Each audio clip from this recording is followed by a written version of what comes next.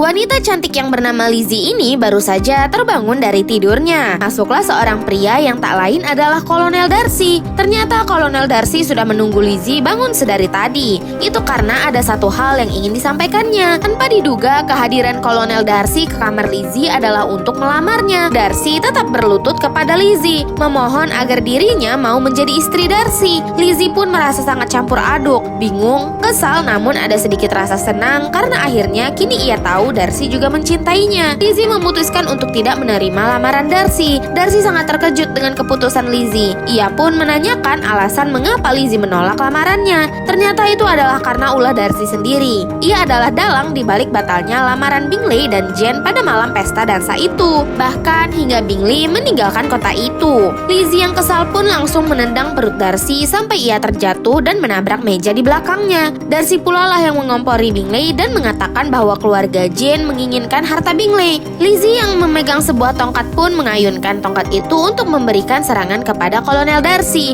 Lizzie dengan cepat langsung menghantam muka Darcy dengan tinjuannya. Alih-alih menusuk Darcy, Lizzie justru mencopot beberapa kancing baju Darcy. Darcy kemudian mengambil tongkat yang tadi digunakan Lizzie untuk membalaskan serangan kepada Lizzie. Ia juga mencopot satu kancing baju Lizzie. Karena Lizzie merasa dilecehkan, ia pun menyerang Kolonel Darcy dengan membabi buta. Ia justru membantai Lizzie dengan lebih gila lagi. Kini, ia berada di atas Lizzie untuk menahan Lizzie agar tidak menyerangnya lagi. Lizzie langsung menodongkan pisaunya ke depan dada Darcy. Namun Darcy hanya pasrah dan ia mengatakan bahwa kini akhirnya ia mengetahui perasaan Lizzie kepadanya. Ia pun meminta maaf dan meninggalkan Lizzie di kamar itu. Bahkan ketika sepupu dan tunangannya datang ke sini, mereka sangat terkejut melihat ruangan itu sudah seperti kapal pecah. Lizzie yang sedang menangis pun hanya bisa mengatakan Darcy, menunjukkan bahwa semua ini akibat perbuatan Kolonel Darcy. Darcy pun memutuskan untuk pergi dan meninggalkan sepucuk surat untuk Lizzie. Surat itu ia buat untuk menjelaskan dua hal yang menjadi kesalahpahaman di antara mereka berdua. Darcy tidak bermaksud untuk menyakiti perasaan Jane dan memisahkannya dengan Bingley. Itu adalah perbuatan yang beresiko yang harus diambil karena ibu Jane yang mengincar harta Bingley. Yang kedua adalah tentang pandangan Lizzie kepada Wickham adalah salah.